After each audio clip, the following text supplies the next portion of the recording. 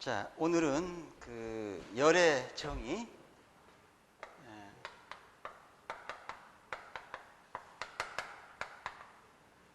하고 열량의 단위.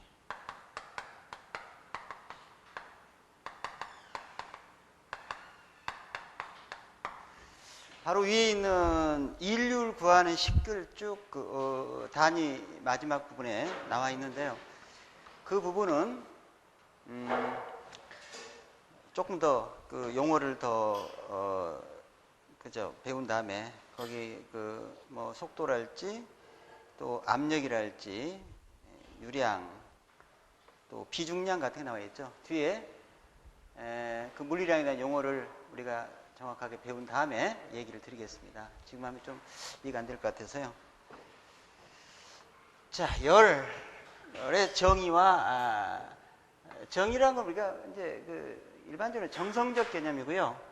단위는 이제 뭐예요? 정량적 개념이죠.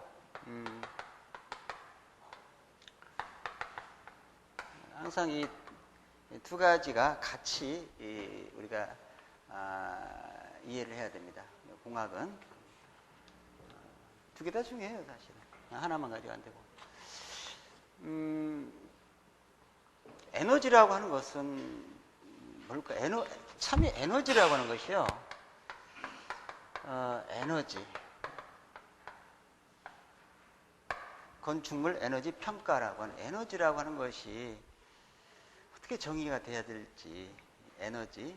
뭐 학교에 고등학교 수준에서는 뭐 어떤 일할 수 있는 능력이다. 뭐 이렇게 정의를 한 걸로 기억납니다. 일할 수 있는 능력.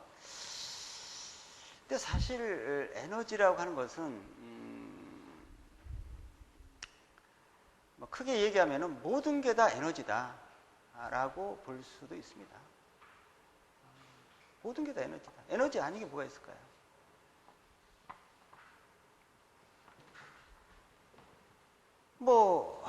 그러니까 이 부분에 대해서는 모든 게 다 에너지다라고 하는 것은 좀 이해가 안 될 수도 있어요. 근데 일단 나중에 한번 우리가 그거를 한번 정확하게 짚어볼 필요가 있습니다. 뭐 넘어가려니까 좀 소분하네요. 그러니까 에너지하고 질량과 관계가 이렇다는 것을 우리가 이제 아인슈타인의 상대수 이론이죠. E는 mc 스퀘어 어떤 그 제품 이론도 있더라고요. mc 스퀘어가. 근데 사실은 질량이 에너지가 된다는 얘기죠. 원자폭탄 같은 게. 근데 사실은 가역적입니다. 에너지가 질량이 됩니다. 이 과정도 가역적으로 일어나고 있습니다. 그러니까 뭐냐면은 우리가 사는 이 우주는 물질이 실존하는 물질 우주입니다. 우리가 학문도 물질과학인데 사실 이 물질이라는 자체가 에너지라는 겁니다. 그럼 다 에너지 아닙니까? 여기서 그죠? 에너지와 물질이 등가란 말이에요. 아주 어려운 얘기가 들릴 수 있는데 그래서 에너지란 것이 뭐 사실은 개념 잡기가 그렇게 쉽지는 않습니다. 그럼 어떻든 우리가 좁은 의미로 얘기한다면 에너지는 그냥 열 아니겠는가? 열이나 일, 그죠? 보통 열과 일을 가지고 에너지라 부르는 것이 타당하다. 우리가 다루는 것은, 그죠? 전기도 물론 에너지네요. 그죠? 그리고 따지면 전기는 열로도 변할 수 있고, 일로도 변할 수 있죠. 그래서, 그럼, 어떻든, 에너지의 핵심이 이제 열이라고 보고, 열이 뭐냐? 열의 정의. 열이라고 하는 것은 그러면은, 뭘까? 존재론적으로 보면 존재하느냐, 존재하지 않느냐. 열이 있느냐, 없느냐를 우리가 얘기한, 있다, 없다는 알죠? 뭔지, 그죠? 그 개념. 우리가 이 종이잖아요, 이 종이. 저도 물질이고, 질량, 지난 시간에 질량 배웠죠. 질량은 존재합니다, 그죠? 질량은 있다라는 말이 맞죠? 근데 중량이 있다. 이건 틀려요. 중량은 있는 게 아니라 질량이 있고 질량에 의해서 중량은 다양하게 나타나기 때문에 중량이 있다란 말을 못합니다. 질량이 어떤 상황에서 발현되는 어떤 물리량입니다. 그래서 그렇다면은 열이라고 하는 것이 있느냐? 이 우리 물질 세계에 그렇다고 한다면은 열은 없다, 존재하지 않는다라고 볼 수가 있습니다. 무슨 말이 열이 그럼 존재하는 열은 왜 배우냐? 그러면 존재하는 것은 뭡니까?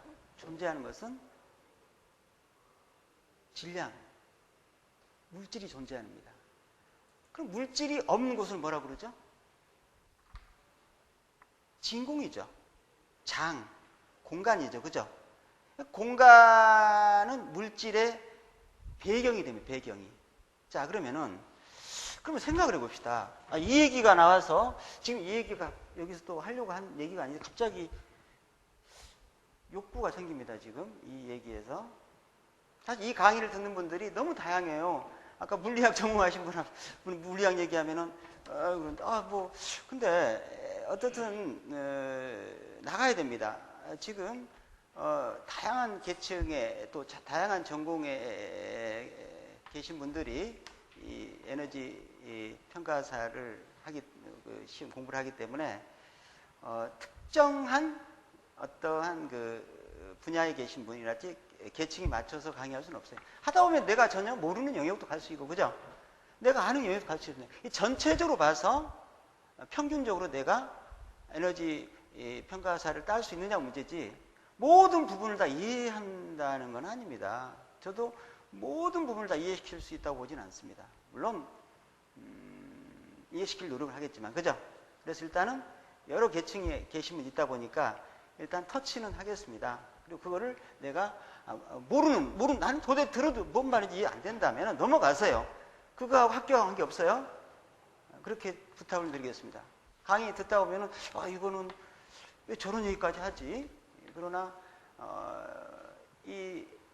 특히 이 분야는 굉장히 광범위하고 다양한 영역의 기계 전기가 건축이 통합된, 그죠? 분야이듯이 다양한 분야의 아주 전문적인 지식은 아니더라도 어느 정도 깊이는 알아야 돼요. 그러니까 이거는 일종 우리가 이것을 통섭, 그죠? 소통이라고 하는, 즉 각 분야의 전문가 집단이 있습니다. 그 전문가라고 하는 것은 수직적으로 깊이 들어가는, 학문적이든 어떤 기술적이든 수직적으로 좁은 영역에서 깊이 들어가는 사람들이거든요. 각 분야가 있습니다. 그럼 그 각 분야를 소통시키는 또 하나의 어떤 엔지니어든 어떠한 분야가 있어야겠죠. 그죠? 그렇다면 에너지 평가사라는 것은 일종의 아주 한 분야의 전문가라보다도 다양한 분야의 전문적 지식을 섭렵하고 어느 정도 서로 소통시키고, 그죠? 어떤 교통정리, 그죠? 커뮤니케이션을 할 수 있는 그런 능력이 요구된다고 봅니다. 그래서 아주 광범위한 분야지만 어떠한 각 분야에 대한 어떠한 전문적인 지식이 어느 정도까지는 우리가 습득을 하셔야 된다. 그죠? 그러나 그것들을 습득 못한다고 해서 실망할 필요는 없다. 그죠? 하다 보면 습득될 수 있어요. 그러나 시험이라는 것은 항상 그렇게 아주 모든 걸 다 알아야만이 합격되는 건 아니기 때문에 제가 강의하는 내용 중에 조금 하는 것은 그냥 듣고 넘어가라. 알겠어요? 높아심에서 얘기 드린 겁니다. 여기 물리학 전공하신 분도 있으니까 한번 제가 지금 사실은 요 얘기는요, 이게 에너지입니다. E가 뭐예요? 에너지의 E자입니다. 이 에너지고, 이게 질량의 M자, 매스고요. 이건 빛의 속도예요. 광속입니다.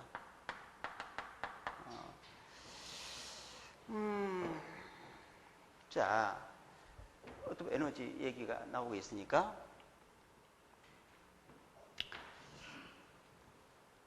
이 얘기를 한번 잘 들어보세요. 어찌 보면은 아인슈타인은 요 얘기를 하고 가지 않았습니까? 질량이 에너지가 된다는 겁니다. 이거는 이미 증명됐습니다. 상대수 이론에서 어떻든 지금 핵폭탄이 나와 있으니까, 그죠? 이 부분에 대해서는 아무도 뭐 부정할 수가 없어요. 즉 질량이 에너지가 된다는 겁니다. 이게 만약에 핵폭탄, 원자폭탄을 평화적으로 이용하는 것이 이제 원자력 발전, 원자로입니다. 우리나라도 상당히 많이 있습니다. 지금 거의 우리나라의 전력 생산의 50% 정도를 담당하는 거 아닙니까? 제가 알기로, 그죠? 어마어마합니다. 원자력 발전이. 그게 뭐 문제가 있다 없다 보다 일본 같은 데가 문제가 됐는데 다행히 우리나라는 지진이 안 일어나기 때문에 아직까지는 원자력 발전소에서 사고가 나지 않았습니다. 그러나 만약에 어떤 사고가, 우리나라 같은 경우는 지진도 있지만 사실은 뭐랄까요, 북한의 어떤 전쟁 위험이, 전쟁이 일어나지 않겠지만 만약 전쟁 시에 어떤 폭격을 했을 때 그 문제가 더 심각하다고 봅니다. 제 생각은 전쟁이 반드시 일어나지 않아야 돼요. 원자력 발전소 있기 때문에. 제 생각에는 만약에 원자력 발전소 안에 있는 노심이 녹아버리면, 그게 만약에 지금 냉각되고 그게 떨어져 버리면요, 그게 이제 노심의 온도가 굉장히 올라가서 제가 보니까 지하 200m까지 들어간다고 하더라고요. 그러니까 거의 그거는 이제 사고입니다. 그만큼 위험하다는 겁니다. 그게 제어가 안 되는 원자로는 위험한 상태입니다. 그죠? 원자력 발전이란 게 안전성이 아주 중요한데 이 부분에 아주 문제가 돼서 아주 우리나라가 지금 원자력 발전소 관련된 사람들이 아마 지금 상당히 힘들어하고 있습니다. 그러면은 이제 어떻든 이 질량이 에너지화 된다면은 어느 정도 에너지가 나올 것인가? 만약 1g의 질량이 얼마 안 되지요. 그게 에너지가 된다면은 빛속도, 광속도는 제가 어렸을 때부터 들었어요. 이거는 지구를 7바퀴 반 돈다고 1초에, 그죠? 7바퀴 반이 옵니까? 저는 소점을 잘 안 찍습니다. 이게 초점 아니죠. 컴마를 잘 안, 그러니까 원래 시험에서는 컴마를 찍지 않는 게 맞습니다. 컴마하고 소수점하고 헷갈리거든요. 그죠? 그래서 가급적 찍지 않는데, 어떻든 뭐, 30만, 킬로미터 퍼 세컨드 맞습니까? 30만 킬로미터죠. 그죠? 지구 7바퀴 반이. 이 킬로라는 게 뭐라고 그랬죠? 10의 3승이라고 그랬죠. 그죠? 1000을 곱하고요. 이게 1000이거든요. 1000. 메다 퍼 세컨드. 메다를 센치로 하겠다. 이렇게 뭐 단위 조작 안 하고 이걸 센치로 하겠다면 얼마예요? 또 여기다가 100을 또 곱하네. 그죠? 1m가 100cm니까. 그죠? 근데 이거의 몇 승이죠? 제곱이니까 공이 하나, 둘, 셋, 넷, 다섯, 여섯, 일곱, 여덟, 아홉, 10개 맞습니까? 10개 되는 것 같은데. 그죠? 그러면 이거는 1 곱하기 10의 몇 승이에요? 10의 10승에 자승은 얼마가 수학해서 10의 20승입니다.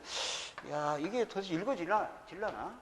그러면 그람하고 단위는 그람에다가 센티미터 제곱에다가 세크의 제곱이죠. 그죠? 그러면 야, 너 이리 와봐. 이렇게 되겠죠. 그죠? 센티미터를, 그죠? 나눠서. 여기 뭡니까? 어제 배웠어요, 이거. 뭘까요? 그람은 질량이죠. 매스, 질량. 곱하기, 이게 뭐예요? 가속도죠. 이게 다인, 이게 어제 배웠죠? 이게 다인이라고. 다인 센치가 뭐예요? 이게 에르그. 요거 두 개 하면은 이게 에르그란 단위죠. 그죠? 그래서 에르그는 나 잘 모르겠는데요. 우리는 보통 큰 단위를 쓰죠. MKS. 나 에르그 잘 모르겠는데. 이런 분들이 있다면은 어떻게 해야 되나, 이걸? 하여튼 글쎄. 단위 바꿔볼까, 그러면은? 나 이거 잘 모르겠는데요. 나 잘 모르겠어요.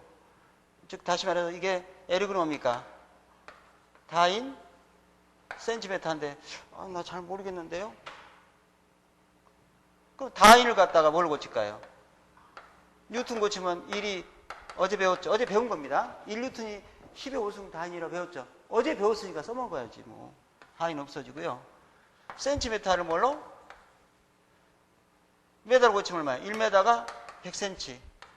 그래서 지금 보니까 1 곱하기 10의 20승에다가요. 나누기 10의 5승 되나? 나누기 100 하니까 뭐가 되나요? 단위가 뉴턴미터로 됐죠. 그죠? 즉 줄로 됐다. 줄. 뉴턴미터가 어제 뉴턴미터가 뭐예요? 어제 배웠죠? 줄이라고. 써먹어야 되고 진짜 중요한 거예요. 줄이 뭔지 잘 나와요. 그럼 요새 메가줄도 있고 그러는데 뭐 100만. 아니 그거보다도 가만히 있어봐라. 그러면은 가만히 줄을 잘 모르고 줄 알죠? 아는데 이게 뉴턴미터 되게 뉴턴미터. 아니 줄 할까? 이거 줄 합시다. 줄. 줄. 기본으로 킬로줄 해볼까 한번? 줄을 킬로줄 바꾸면 어때요? 1킬로줄이 얼마예요? 1000줄이죠. 그죠? 맞습니까? 또 1000 나누니까 이제 킬로줄 됐어요. 그럼 킬로줄은 지금 가만히 있어봐라. 킬로줄은 열이 얼마입니까? 이것이 킬로줄 모르게 요건 알죠? 이거 다 열인데 킬로칼로리 얼마예요? 배웠죠? 1이 4.19라고 4.18 뭐 어제 그죠? 뭐 하여튼 18 1868 나는 그렇게 했는데 1858이라며요. 어제 4.19 왔어요. 419가 딱 맞아. 제가 볼 때는. 그죠? 외우기 쉽고. 이게 이제 없어지고 2단위. 그러면 이거 보면은 그러면 이건 도대체 1g 정말 얼마 안 되는 게 석탄 그럼 원유로 할까? 석유환산톤? TOE? 석탄으로. 석탄 알죠? TOE는 다음에 하고. 아직 안 배웠습니다. 석유환산, 원유로 환산톤이 있어요. TOE라고. 나중에 배울 거 이거. 나와요. 중요한 개념으로. 그러면은 가만히 있어봐라. 킬로칼로리면은, 석탄 몇 킬로그램이에요? 석탄 1킬로그램이 열이 얼마나, 발열량이 얼마나 나오냐? 5,500 나와요. 석탄이. 근데 석탄 6킬로그램이죠. 나누기 1000 하면 톤이 나오네. 그죠? 엥? 그러면 석탄, 이게 도대체 계산하면 이게 얼마예요? 1g이 지금 아마 얼마예요? 엄청 커요. 20승이니까 아무리 이거 까줘도 20승이면 뭐 어마어마한 지금 톤이 나오고 킬로그램 나오는데 계산해 보세요. 그러면 자, 석탄 이거다. 그럼 가격이 얼마냐? 가격도 이제 킬로그램당 몇 원이에요? 모르겠는데 석탄 나도 안 사봐가지고 1kg이 얼마 하지? 석탄 가만히 있어봐라. 보통 그 석유가 1kg이 요새 얼마냐면요 거의 1,000원, 1,500원, 2,000원. 휘발유가 거의 1리터당 2,000원이니까 석탄은 얼마 나올까? 1,000원은 안 될, 1,000원은 아닐 거, 그죠? 석탄이 1,000원은 안 될 거예요. 내가 석탄은 얼마라고 할까? 그러면 700원 할까? 600원 할까요? 나 모르겠어요. 나 어바웃으로, 그죠? 그러면 1g 그 질량이 돈으로 따지면은 이게 가격 돈이 얼마 이거 셀 수가 얼마 되나 모르겠나. 계산 안 해봐가지고. 이런 게 평가 아닙니까? 에너지, 그죠? 아니가 개념 이런 게 평가에 똑같아요. 평가라는 게.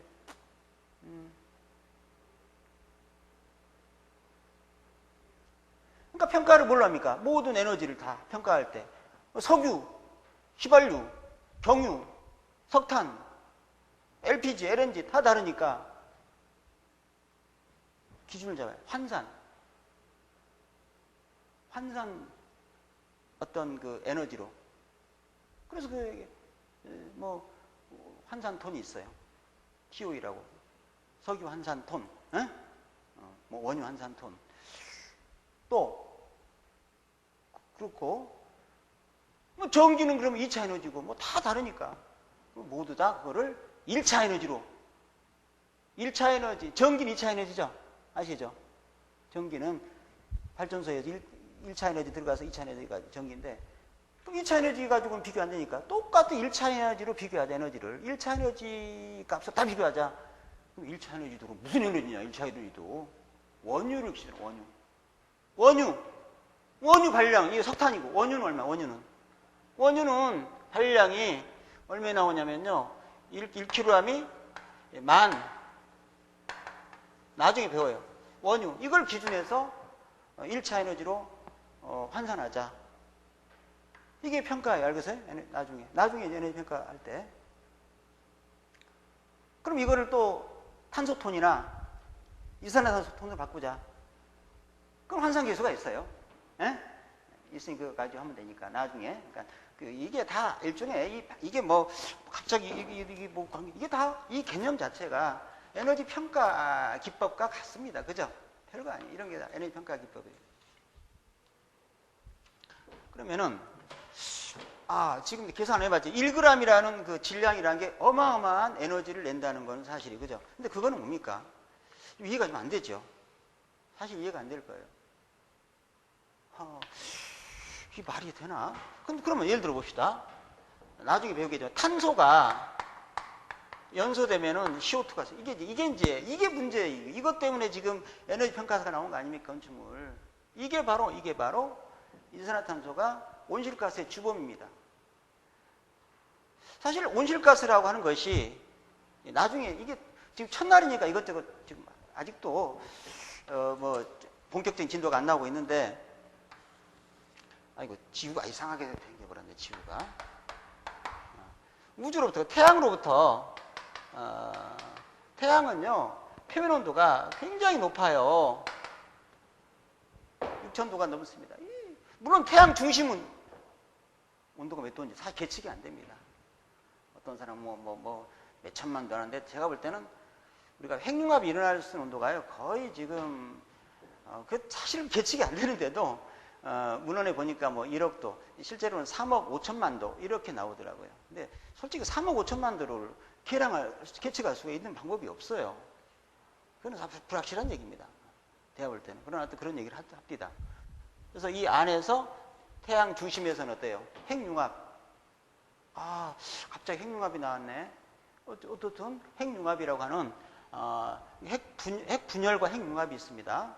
핵융합은 수소라고 하는 이 수소가 중수소입니다. 그래서 이게 헬륨으로 바뀌면서 이게 이제 핵융합입니다. 이게 질량이 이거는요 융합이 되면서 질량도 감소가 돼요. 융합하면서 질량 감소가 되는데 이때 막대한 에너지가 나옵니다.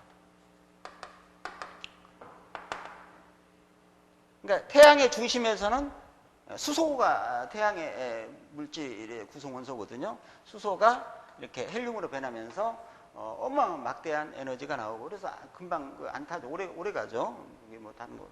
그래서 그러면 이 핵융합돼서 나오는 핵융합은 굉장히 위험합니다. 근데 원자폭탄이나 수소폭탄은요, 위험한 게, 방사선, 감마선 같은, X선보다 훨씬 강합니다. 엑스레이 찍죠. 네? 감마선이 나와요. 굉장히 살인광선인데,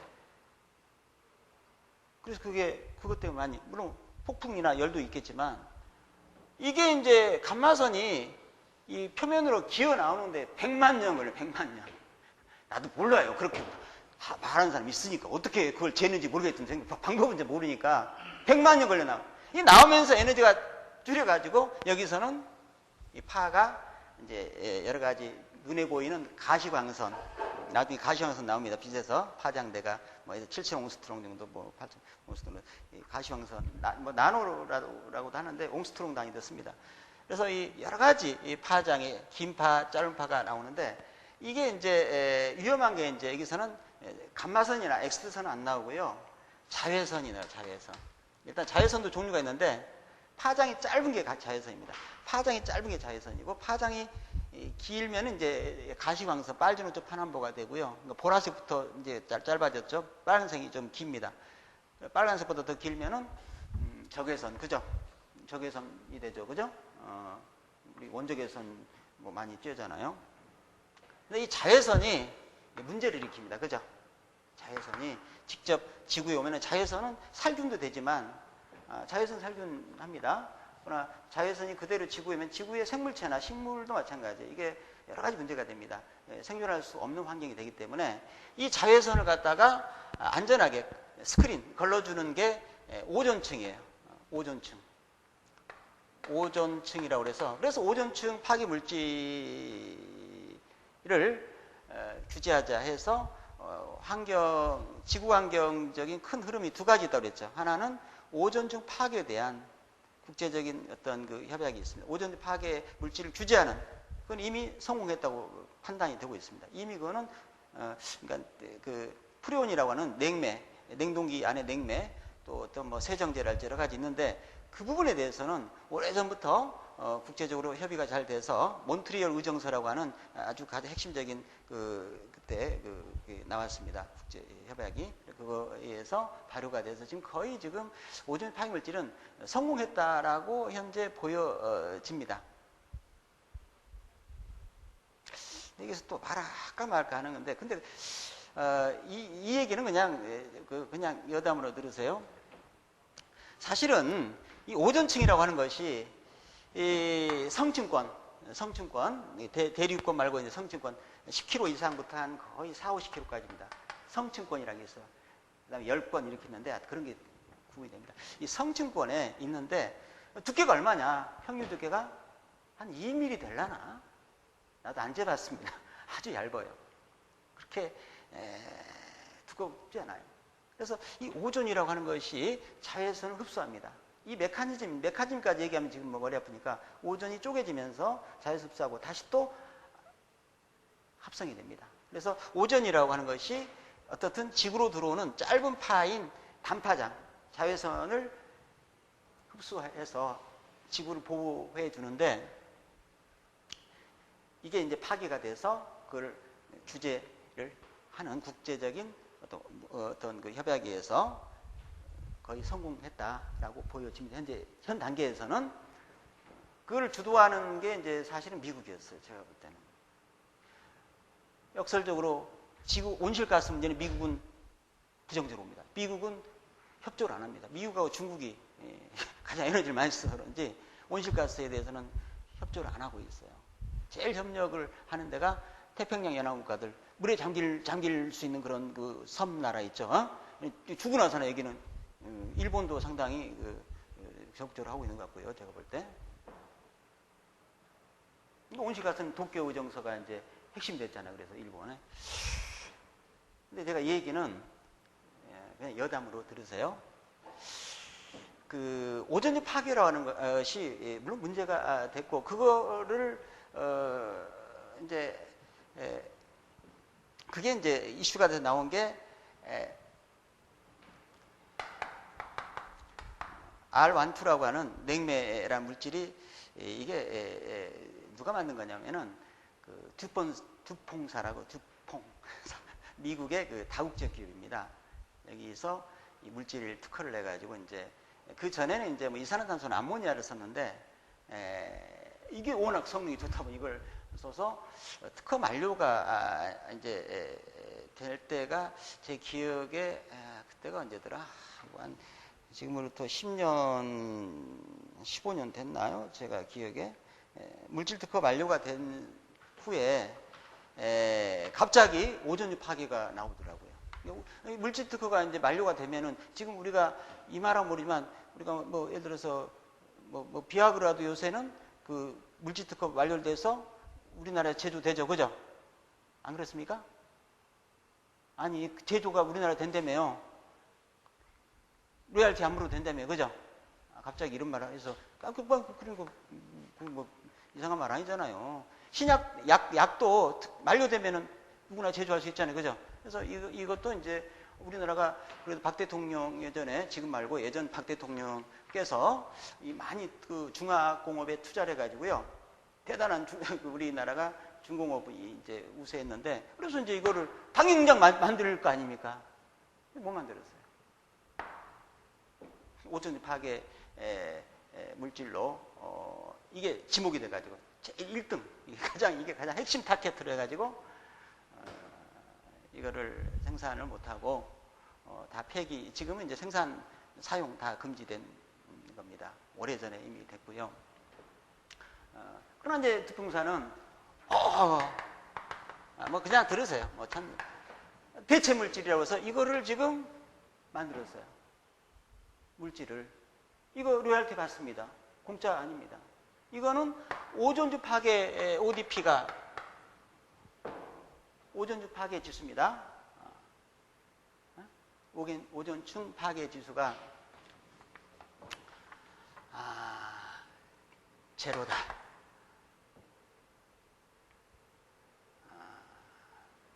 그래서 오존층 파괴 물질이 아닙니다. 그러나 GWP는 커요. 글로벌 워밍 포텐셜 해가지고 이거는 지구 온난화 지수입니다. 온실가스예요. 그래서 이게 온실가스 중에 HFCs 여러 개의 수화 불화탄소의 대표적 물질입니다. 이게 대체 냉매고 오존 파괴는 안 되지만 이 GWP 온난화 지수는 크다. 그래서 이거를 규제를 하는데 규제가 되고 있습니까? 온실가스에서 아직 규제가 안 되고 있어요. 권고치고 뭔가 앞으로는 규제, 아직까지는 온실가스 규제를 못해요. 아직은 아까 말했죠. 미국이나 중국이 부정적으로 보고 이게 미국께서 하니까 당연히 싫어하겠죠. 그럴 거 아닙니까? 그래서 참 이런 문제가 있어요. 그렇다면은 봅시다. 미국이 오존층 문제를 얘기할 때 오존홀, 특히 남극 쪽에 이렇게 홀이 오존 구멍이 뚫렸다고 해서 이렇게 이제 사진을 제공합니다. 예전에는 요만한데 오존층 문제 때문에 커졌다가 또 요새 규제하니까 또 작아졌다. 이런 말을 하고 있어요. 그럼 제가 생각할 때 혹시 오존홀이라는 구멍이라는 것이 사람이 숨 쉬면은 날씨가 변하듯이 계절에 따라서 이게 넓었다 줄었다고 할 수도 있지 않겠는가? 찍기 나름이죠. 이게 숨 쉬듯이 왔다 갔다 하는데 이용하는 측에서는 넓어졌다가 좀 작아졌던 거 찍다 커지면 큰일 났다고 하고 다시 줄어들면 성공했다고 이렇게 할 수도 있다. 우리가 나사 같은 그런 찍을 수 있는 능력이 없잖아요. 그죠? 아직은 그죠? 그러니까 제 말은 그럴 수도 있겠다. 이게 마치 이게 뒤통수 맞은 것처럼. 그러니까 다시 말해서 오존주 파괴 메커니즘도 어떤 학자 이름이 갑자기 생각 안 나는데 그 사람이 아주 이 메커니즘에서 파괴된다 이거야. 근데 사실은 그거에 대해서도 제 생각에는요 증명된 건 아니라고 봅니다. 그냥 학자가 주장하는 거고 물론 그거에 대해서 또 반발할 수도 없는 어떤 어떤 학문이 어떤 이런 자본의 신여가 될 수도 있습니다. 그러면은 자 우리가 태양과 지구가요, 지구가 이렇게 생겼는데 이게 날아올 때 이 빛은 직진이죠. 직진성이 빛이 가다가 이렇게 오존홀에서 이렇게 휘어서 들어올 리는 없잖아요, 그죠? 빛이 대부분 이 지구가 회전하기 때문에 이 적도 근방은요 방패막이처럼 오존층이 두꺼워요. 두껍고 여기는 원래 얇습니다. 원심력에서 그죠? 여기에 오존 농도가 어느 되면은 괜찮아요. 지금 물론 오존층에 대해서 그게 큰 문제 될 수 있다고 하는 것은 제가 전혀 부정하는 건 아니지만 이런 부분이요. 어떤 면에서는 이 다국적 기업의 횡포 아닌가라고 하는 의심을 살 수도 있습니다. 왜냐하면 이 모든 게 자본의 논리에 맞춰서 가기 때문에 그렇습니다. 그래서 어떻든 그런 국제 어떤 협약에서 뭐 우리가 인준을 해서 뭐 하기 때문에 뭐라고 말할 수 없겠지만 우리가 사실은 그런 면에서 그래서 제가 이제 요때 사실은 우리 같은 약소국에서는요 국제 회의를 가면은 할 말이 별로 없어요. 워낙 그 논리가 확고하기 때문에. 무슨 말 하는지도 잘 몰라. 물론 죄송합니다. 그냥 그 우리나라 말 하지 않기 때문에 그거 이해하는데 힘들죠. 거의 국제회의에서 우리 주장을 관철하려고 설득한 적이 별로 없다 이거죠. 그 당시에 한참 이 문제가 거론됐을 때 우리나라는 어떤 문제가 있었냐면은 농산물 시장 개방 문제가 같이 불거졌습니다. 그래서 농산물 쌀 수입 반대만 주장하고 있었어요. 모든 정치권이. 이 문제는 어느 누구도 거들떠보지 않았습니다. 제가 그 당시에 그 생각이기 때문에 알고 있습니다. 자, 이런 문제가, 근데 이제 그래서 이 문제 때문에 이제 물질을 다른 걸 바꿔야 되잖아요. 그럼 이게 로열티 물어야 되고 기존 시설을 다 폐기 처분해야 됩니다. 원래 대체 물질이란 것은 사람이 피를 갖다가 대체하면 나는 그대로고 피만 갈면 되지 않습니까? 근데 대체 물질 중에서 기존 설비를 그대로 놔두고 물질만 바꿔서 대체할 수 있는 물질은 단 하나도 없어요. 아직까지. 시스템을 다 바꿔요. 용량이 안 맞고 예를 들어서 뭐 압축기 뭐 이라면 예를 들어서 오일이 안 맞는달지 그죠? 등등 여러 가지가 대체가 안 됩니다. 그러니까 대체 물질이 하지만 시설까지도 특히 냉동 시설을 폐기해야만 되는 대체 물질입니다. 그러면 자 이런 논리를 한번 펴봅시다. 오늘 뭐 처음이니까 이런 얘기. 우리가 한번 논리를 이 환경 문제라고 하는 것은요. 환경이라고 하는 것은 자연적인 정화가 됩니다. 아시죠? 정화. 저는 저기 양평에 계신 분들 참 안 됐습니다. 거기 그 서울 시민들의 상수도 물 때문에 거기는 개발 제한이 돼 있어요. 그래서 어떻든 정화조도 합병수 하여튼 오수 처리 시설에 대해서 많이 투자해야 돼요. 근데 양평에서요, 저 인천 앞바다까지 하수 관거를 그대로 그냥 예를 들어서 한강을 따라서 노출하던 하수 관거만 시설에도요 자연 정화가 됩니다. 이건 제 주장이고 전문가들 오면 또 뭐라고 합니다. 왜냐면은 기득권층들은 난리 나잖아요. 거기에 공기만 들어가면요 자연적으로 일종의 폭기입니다. 공기에 의해서 유기물이 분해됩니다. 그래서 한 3, 40km 가면요 자연 정화가 돼버려요. 즉 종말 처리할 필요 없다 이거 제 생각은. 제 생각입니다. 이거를 어디서 또 하면은 워낙 기득권층들이 또 저한테 뭐라고 할 수 있겠지만, 즉 자연이란 것은 원래 정화 능력이 있어요. 그러면은 이 오존층 파괴나 모든 물질들이 그렇습니다. 자연적으로 정화할 수. 그러니까 오존층 파괴 물질이 일정량이 가면은 그 문제가 안 됩니다. 갑자기 규제를 해가지고 지구상에 있는 모든 냉동 시스템을 다 폐기하라. 예를 들어서 특정 국가라도 그러면 일시에 이 오존 물질이 대기 개방이 되면은 오히려 그게 더 큰 문제를 일으킵니다. 저는 그렇게 봅니다. 환경이라는 거는. 갑자기. 그렇다고 해서 폐기 처분하는데 그거를 회수할 일도 별로 없고. 그래서 이 논리라고 하는 건요. 이 오존층 파괴에 대한 물질을 규제함으로써 산업 현장에 굉장히 큰 문제가 발생됐습니다. 특히 이 개발도상국에서는. 그러면 이런 논리를 펴야죠. 자, 우리는 오존층 파괴를 방지하는 오존층 파괴 물질을 규제하는 대기 개방을 규제하는 법을 만들겠다. 그럼 법을 만들면 뭡니까?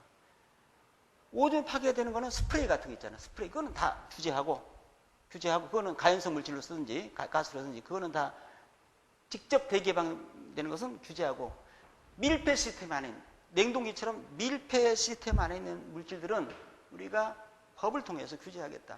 그거를 만약에 장치를 폐기할 때는 회수를 한다 할지, 그죠? 수리할 때도 반드시 전량 냉매 해수기를 통해서 지금은 이제 그렇게 하고 있습니다만 회수를 해서 안전하게 대기 방출을 막겠다. 그죠? 우리는 그런 법을 갖고 있기 때문에 우리한테 말하지 말라. 그러니까 우리가 그때 당시에 적극적으로 이 오존지 파괴 물질에 대한 거를 그냥 그 약소 국가들이 받아들일 게 아니라 좀 이렇게 적극적으로 대응했으면은 되지 않았겠냐는 그런 생각을 했습니다. 좀 협상할 때. 사실 온실가스도 비슷해요. 따지면. 그래서 정말 이런 문제들은 누구도 확실하게 예측할 수 없습니다. 정확하게. 다만 아까도 말씀드렸듯이 자본의 논리에 의해서 이런 환경 문제들이 이용당할 수가 있다. 거대 자본에 의해서. 그죠? 저는 그거를 염려해서 얘기 드리는 거예요. 그렇죠? 무슨 얘기를 지금 하려고 하다가 이렇게 됐냐면요.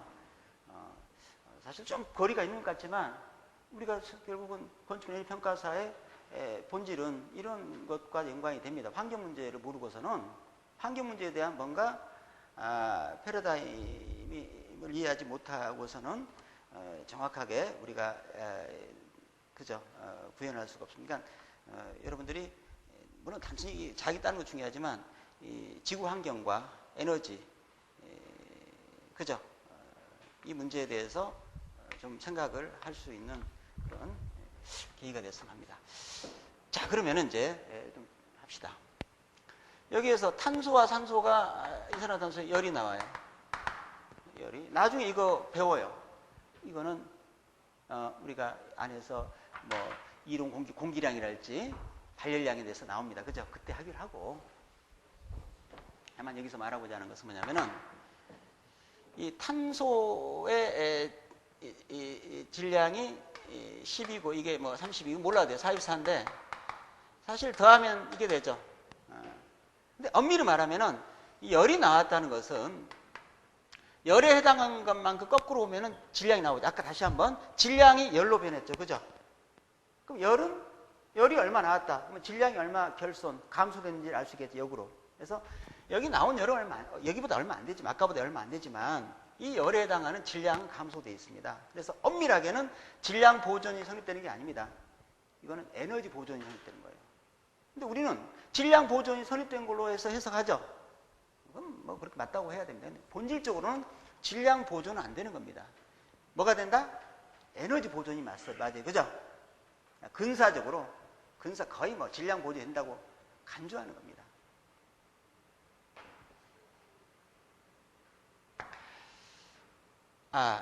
이것도 갑자기 이거는 헬륨 아까 핵융합인데 아까 그 원자폭탄은 뭐예요? 핵 분열입니다. 우리가 우라늄이나 플루토늄, 우라늄은 덩어리가 커요. 238. 아니 우라늄은 원자 핵이 있어요. 핵이 있고 주변에 우리 전자가 있는데 그 나중에 그 전기할 때 배워요. 원자 핵은 아주 그 좁은 그 영역에 아주 그 질량이 몰집되어 있습니다. 그러니까 그 거의 대부분의 질량은 원자 핵에 있고 원자 핵이 축구공이다면요. 주변에 이제 전자가 돌아다니는 영역은 메인 스타디움까지입니다. 그러니까 거의 원자 자체는 핵에 모든 질량이 몰집되어 있고요. 전자는 거의 질량이 별로 안 나가요. 양성자의 1840분의 1인데 전기할 때 할 거예요. 전기. 지금 제가 말하는 건요. 전혀 별개가 아니라 전기할 때 나와요. 이런 것들이. 자유전자가 전기를 나누는 물질 아닙니까? 그러니까 알아야 돼요. 여러분들이. 언젠가는. 그래서 미리 용어들이 나와도 뭐 언젠가는 적어도 배우겠지 하고 생각하시기 바랍니다. 그러면 핵분열은 뭡니까? 등치가 작은 거는 깨기 힘들어요. 등치 큰 거는요, 총을 쏠 때 등치 크면 맞출 확률이 높죠. 표적이. 등치가 작으면 안 맞잖아요. 이걸 표적을, 원자 핵을 깨는 거는요, 총으로 쏘아서 맞춰가지고 이걸 뭐 이렇게 팔자로 깨는데, 이 총은 중성자라는 게 있어요. 그래서 맞으면은 이게 이제 깨집니다. 분열이 되죠. 분열이 돼서 이 핵분열이라고 합니다. 이거를. 그러니까 등치가 큰 원자 핵이 그죠? 질량이 작은 걸로 깨지면서 여기서 질량이 결손, 그러니까 감소돼서 막대한, 아까 말했듯이 막대한 에너지가 나오는 게 원자 폭탄입니다. 사실 이 부분에 대해서 뭐 여러 가지 뭐 얘기할 수 있는데 그냥 여기서 적고요. 다만 이왕 말이 나왔으니까 원자 폭탄은 지금 저 북한도 원자 폭탄입니까? 수폭탄입니까? 북한 이건 수폭탄이고요. 원자 폭탄 원자 폭탄 같아요. 수폭탄은 뭐냐? 핵융합 과정에서 그러니까 원자 폭탄은 뭐냐? 한 번 더. 원자 폭탄을 그럼 어떻게 만드냐? 이겁니다. 임계 밀도와 임계 반경입니다. 어느 정도 사이즈를 갖다가 어느 밀도로 뭉치면은 그냥 터져버려요. 이 중성자는 자연적으로 발생될 수 있습니다. 외부에서 쏘지 않더라도. 그래서 지금 현재 저는 모릅니다. 저는 북한에서 개발한 원자폭탄이 어떤 원자폭탄일까 저는 모르지만 제가 생각한다면 아마 이 정도 수준이 아니겠는가. 이 정도의 어떤 임계 반경, 직경이 대략 한 10cm 정도 제가 기억합니다.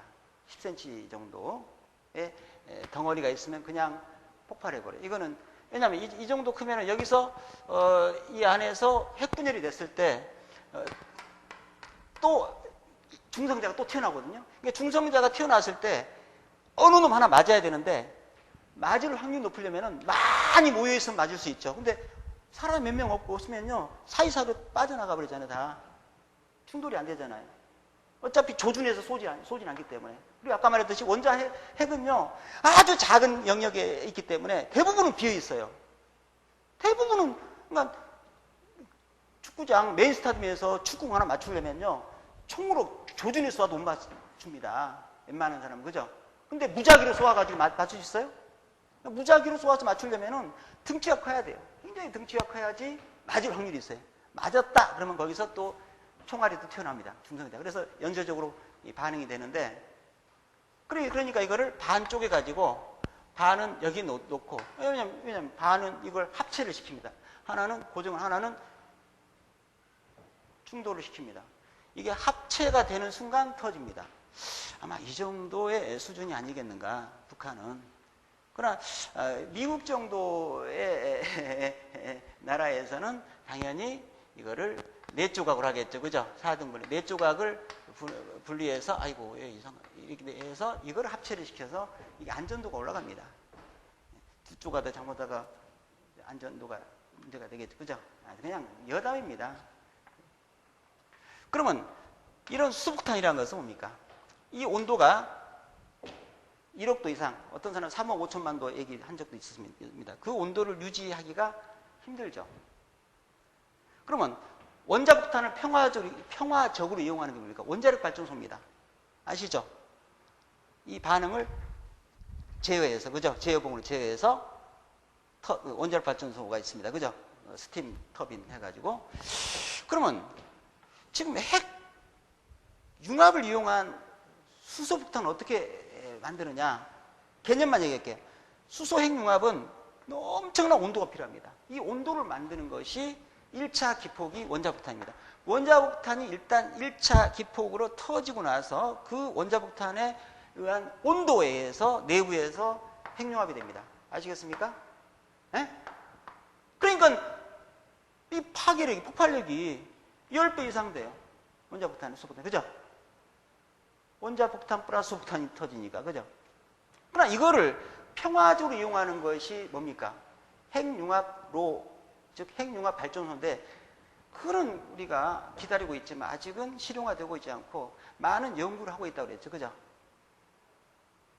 그거의 핵심이 뭡니까? 이 높은 온도를 견딜 수 있는 물질이 없어요. 쇠는 몇 도시에서 녹습니까? 철은 1538도에서 녹습니다. 그죠? 세라믹이나 이런 것도 우리가 내화 재료도 온도가 무한정 견디는 거. 보통 뭐 제겔콘 남바 26 하면은 1500, 그것도 한 1500도 정도 밖에 안 돼요. 견딜 수 있는 게. 그죠? 그 이상 되면 깨집니다. 그러니까 이 높은 온도를 견딜 수 있는 재료가 없죠. 재료만 있다면은 열을 주는 거야. 뭐 아무거나 무슨 레이저로 쏘든 불을 떼든 마이크로파로 하든 올라가요.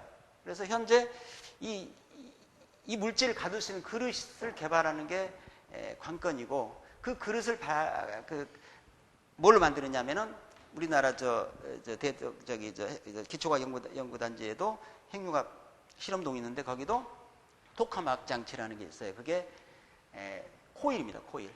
쉽게 말해서 초전도합금으로 된, 참기를 알아요. 초전도합금으로 된, 들어봤어요? 초전도? 전기장이 제로, 열이 안 나요. 그러니까 초전도합금이라고. 그것도 또 시간 걸리가.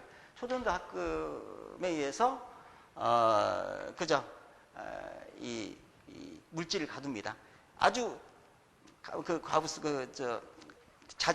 자기장의 강도를 굉장히 높여가지고 물질을 가두니까 물질로 물질을 가두는 게 아니라 자기장으로, 그죠? 물질을 가두어서 현재 실험하고 있습니다. 그래서 제가 전에 보니까 액화헬륨으로 이걸 만들더니 아주 문제가 있어요. 제가 초전도합금도 높은 온도에서, 상온에서 이 초전도 현상을 일어나는 게 아직 개발되지 않았습니다. 개발됐다고 말을 하지만 저는 못 봤습니다. 특허가 없어요. 일본 이거 어디고 이거 한다고 하는데 아마 특허를 안 낼 것 같아요. 이런 것들이 나오면은 어마어마한 시너지 효과가 납니다. 그 자체로. 말할 필요도 없어요. 이거는 엄청난 거니까. 그래서 우리가 미래에는 이러한 핵융합 발전소가 생기면은 에너지 문제가 일거에 해결해야 된다. 왜? 이 수소는 바닷물 속에 어마어마하기 때문에 에너지의 고갈이 없죠. 지금 석유로 하는 건, 석유는 자원이 고갈되고 있고요. 원자력 발전 원료인 우라늄도 아무데나 하는 게 아니죠. 그것도 한계가 있습니다. 그죠? 그러나 이 수소라고 하는 이 물 속에 있는 그 중수소라고 하는 이 연료는 어마어마하게 있고 양도 많이 필요 없어요. 그렇잖아요. 그래서 미래에 정말 꿈의 에너지인 이 에너지원이 우리가 실현 될 때까지는 에너지 문제에 대해서, 에너지 전략에 대해서 우리가 정말 전 세계적으로 노력을 해야 된다. 그죠? 그 얘기입니다. 어제에 이어서 한다면은 언젠가는 이게 실현됩니다. 실현된다고 저는 봅니다. 전 세계적으로 우리나라도 지금 컨소시엄을 이게 잘 안 끼워주더라고요. 저번에 노무현 대통령도 유럽 가가지고 좀 얘기를 한 것 같은데, 저도 정확하게 우리나라가 어느 정도 수준에 하고 있는지 몰라요. 그래서 제가 그 분야에 있지 않기 때문에.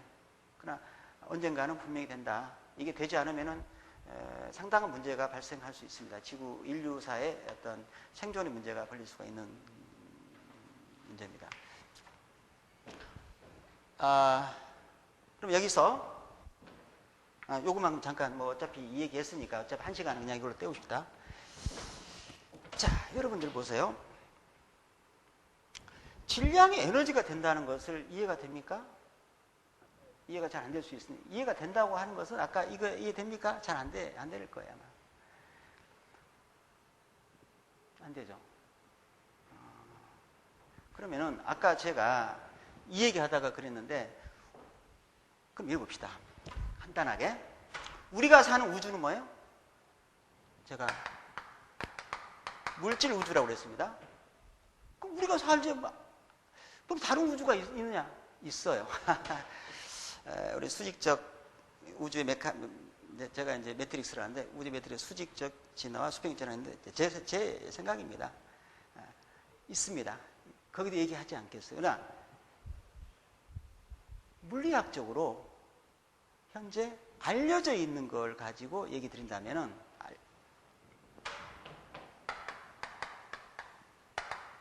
이거는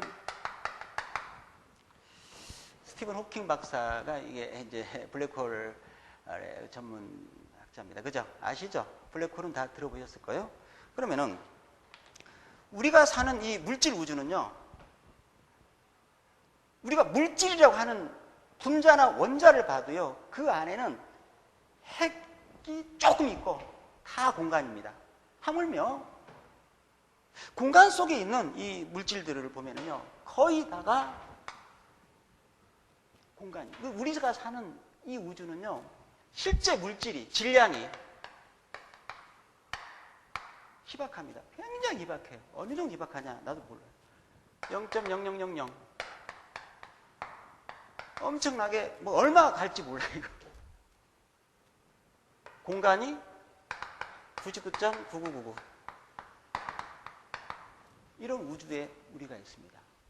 여러분과 내가. 거기에서는 뭐가 보입니까? 물질이 눈에 보이고, 공간은 눈에 보이지가 않죠. 즉, 물질이 유, 공간은 무라는 개념이죠. 유와 무입니다. 그죠? 그럼 봅시다. 이거 알려진, 제가 말한 게 아니고는 블랙홀 우주는요, 아십니까 혹시? 물질이 99.99%고요. 공간이 0.000001%. 우리하고 정반대적인 구조의 우주입니다. 이거는 이미 알려져 있습니다. 이거는 제가 말한 게 아니니까. 자, 그렇다면 봅시다. 이 얘기인데, 우리 우주에서는 물질의 형상의 소재, 형상 소재가 물질입니다. 공간은 그 배경이고요. 블랙홀 우주로 가면은 형상 소재가 공간입니다. 물질이 그 배경입니다. 이거는 제 이론이에요. 자, 그러면은 여기서 한번 보세요. 우리 비유를 하겠습니다. 물속에 이게 물고기가 있어. 물고기가 한 마리가 아니라 물고기가 생각하고 있습니다. 밑에는 스쿠버 다이버가 지나가고 있습니다. 이게 거품이 납니다. 그죠? 거품이 나요. 근데 물고기 입장에서 물이 보입니까? 물이 안 보여요. 이 거품이 보여요. 거품을 보고 있어요. 우리가 볼 때는 물이 가득 차 있고 거품은 비어 있는 거 아닙니까? 그죠? 우리가 볼 때는, 물고기가 볼 때는 거꾸로 보이는 거예요. 물이 없는 겁니다. 있는 게 거품이죠. 그죠?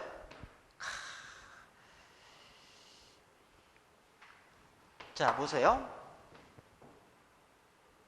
공간에 진공이라는 것은 없는 게 아니에요. 여러분, 벽돌이 이렇게 있는 벽돌 몇 장 빼버리면은 벽돌이 무너지죠. 이렇게 생각해 보세요. 이 거품을 탁 없앤다. 그럼 거품이 어때요? 이렇게 산란됩니다. 그죠? 짜그라지니까. 그죠? 그러면 물결이 흔들리죠. 그죠? 에너지가, 물결이 흔들리니까, 물고기는 이러고 있어요. 물결이. 에너지가 발생했네. 그러니까 이 질량이 없어졌다는 것은 뭡니까? 질량이 공간 속으로 산란됐다는 얘기입니다. 질량이 없어지면서 공간이 흔들린다. 그게 빛과 열과 에너지화 된다. 이렇게 생각하신다면 우리가 존재한다는 것, 있다는 것이 실제 있느냐? 우리는 있는 것이 물질이지만 없는 게 공간이죠. 그러니까 지금 현재 아까 선이라고 그래서 어제 되겠지만 여기서 거대한 몇 킬로죠? 직경이 40킬로라든가 나도 안 가봐서 몰라요. 엄청난 입자 가속 그 장치가 있어요. 싱크로트론, 사이클로트론, 우리가 이제 전자나 양성자 가속하는데 건설비 이게 입자를 양성자나 전자를 가속시킵니다. 가속시켜서 두 개를 탁 충돌해 가지고 궤적을 보고 물질을 규명하는 그런 작업을 하고 있어요. 이게 에너지를 높일수록 근본적, 그러니까 지금 학자들은요, 물질의 어머니를 찾으려고 그래요. 이 세상에 궁극적 입자가 있을 것이라고 생각하는 거예요. 그게 현대 물리학의 생각입니다. 그래서 그걸 뭔가 통일하려고 그러고 있어. 힘의 통일장이랄 이론이랄지. 그래서 근데 그거를 성공을 아직까지 못했어요. 이거 할 줄 알았거든요. 그 엄청난 거대한 건설비 들어가지고 했기 때문에 아직까지 소식이 없어. 저는 이미 알고 있었어요. 그거 절대 할 수 없다 그거 가지고. 무슨 말이냐? 근데 이런 실험이 나와요. 전자 두 개를 충돌하니까요. 없어져. 쌍소멸. 광자가 나옵니다. 또 공간에다가 에너지를 집어넣으니까, 광자를 집어넣으니까 전자 두 마리가 태어나요. 쌍창생. 그런 현상이 일어나고 있어요, 현재. 그거는 이미 지금 실험 결과입니다. 다시 말해서 우리가 궁극적 입자를 발견하려고 고에너지로 충돌을 시킬수록 실제 물질은 더 희미해집니다. 결국 물질은 어디로 기어들어간다는 얘기예요. 진공으로 간다는 얘기입니다. 마치 별빛이 반짝거리듯이 불확정성 원리로 마찬가지. 전자도 마찬가지. 존재가 불확실한 불확정성. 깜빡깜빡. 이해가 되나 모르겠네. 물질이 소립자 궁극적으로 가면요 깜빡깜빡거려요. 어느 순간에 깜빡깜빡거리는데 깜빡깜빡거리는데 있다 없다 하는 거예요. 그건 어디? 공간과 물질 세계를 왔다 갔다 하는 거예요. 이 얘기는 이 세상이 아직 존재하다는 얘기, 존재하지 않는 얘기예요. 정말 순수과학 쪽에 있는 사람이 자극을 받아주겠어요. 이게 동양사상과 관련된 얘기거든, 사실은.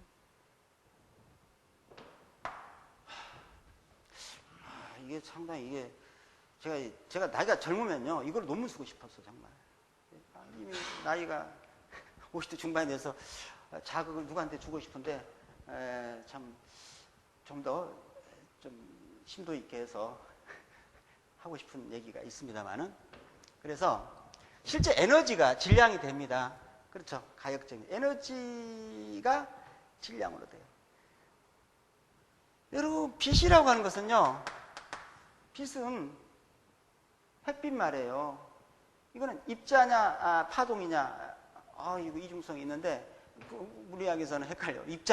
그게 입자, 뭔지 모르는 거예요. 빛이라고 하는 건 물질이 아닙니다. 물질이 아니고, 물질과 공간의 경계면에 존재한다. 즉, 쉽게 말해서, 공간이 어떤 메커니즘이 있다면은, 공간이 산란되는 현상이에요. 공간의 진동과 관계된다. 공간 속에 속한 공간과 물질 관계에서 빛이 매개한다라고 저는 보고 있습니다. 빛의 존재가.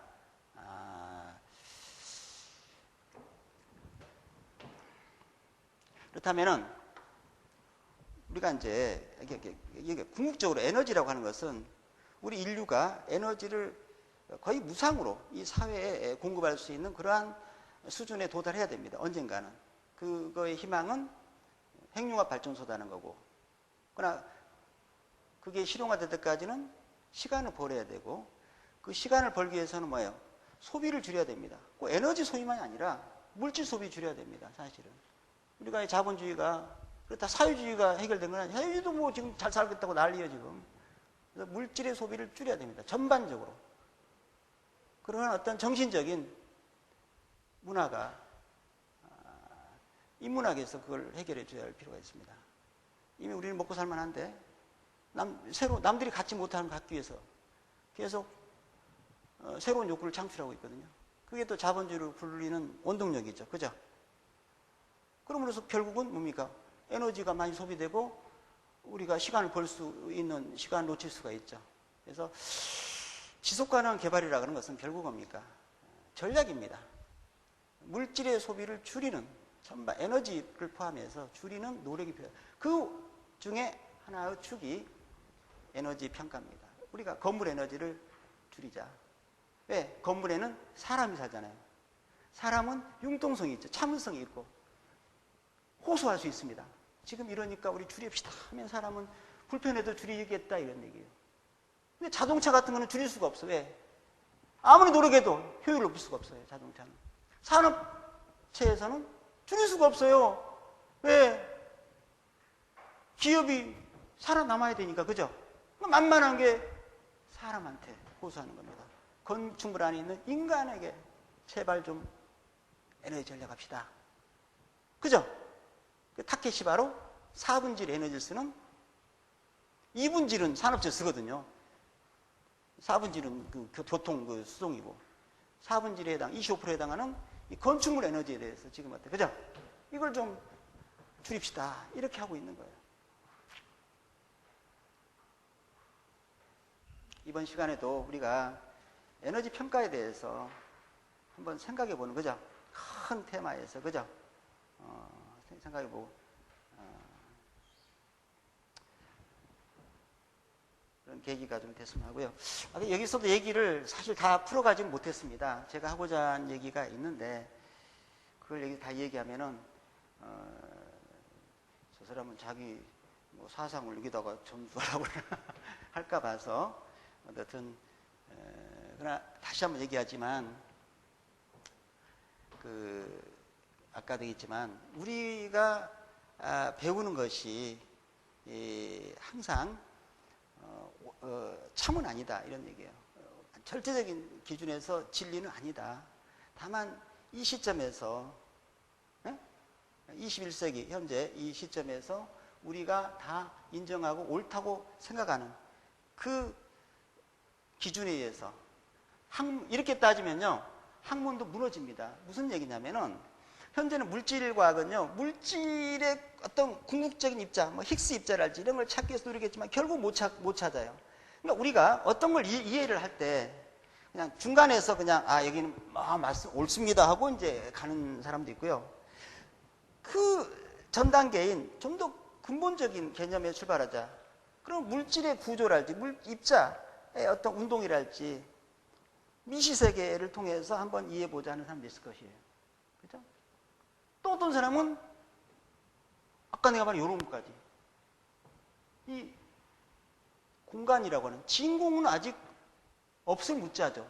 진공에서 어떤 가설을 세워가지고 그 메커니즘에 의해서 물질세계를 또 해석하려고 하는, 아직은 그거는 없어요. 제가 말하는 용어는 공간과학입니다. 물질과학이라면 그 공간과학인데, 그건 하나의 기가 막힌 느낌을 한번 가져보세요. 저는 불교 신자는 아니지만 반야심경이 있어요. 반야바라바람 일타심용 공직시색 즉시공, 공즉시색 색즉시공, 그러니까 색즉시공, 물질은 곧 허공이요. 허공은 곧 물질이다. 이게 석가모니가 몇 년도에 사신 분인지는 모르겠지만 한 4천, 5천 년 전입니다. 그죠? 2,500년밖에 안 돼요?